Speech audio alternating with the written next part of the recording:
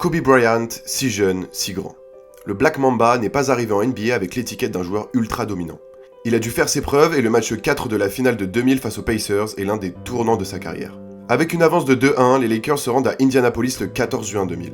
Kobe est en petite forme, une blessure à la cheville l'a privé du match 3 où les Californiens se sont inclinés. Malgré un gros temps de jeu, il est discret en première mi-temps et ne tente que 7 tirs. Après la pause, Bean retrouve un peu de jus et va notamment inscrire un tir soyeux au milieu de la raquette adverse. Au niveau du score, la situation stagne, mais le quatrième quart-temps est celui des grands et Reggie Miller et Shaquille O'Neal vont offrir un spectacle de toute beauté. Le Big Diesel enfile les hooks près du cercle et contre toute attente rentre même ses lancers francs.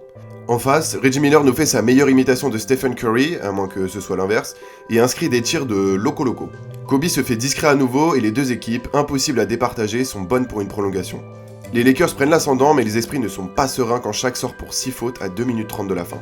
Les Pacers en profitent pour recoller à -1 et le public se met à y croire très très fort.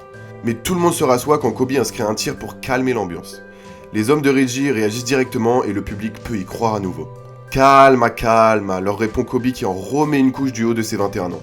Mais le score est toujours de -1 à 7 secondes du terme et un tir raté pourrait offrir une belle opportunité aux Pacers de gagner. Sauf que oui mais non. Kobe a aussi le sens du placement au rebond et remet le ballon dans le cercle. Trop c'est trop pour les joueurs d'Indiana qui ne convertiront pas leur ultime tentative et permettent aux Lakers de mener 3-1 dans cette finale. Le Shaq et toute l'équipe peuvent remercier le Black Mamba.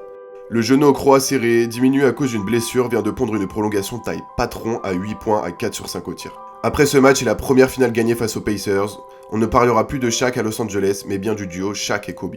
Si ça t'intéresse, le match est disponible sur YouTube et si t'as aimé le contenu, abonne-toi.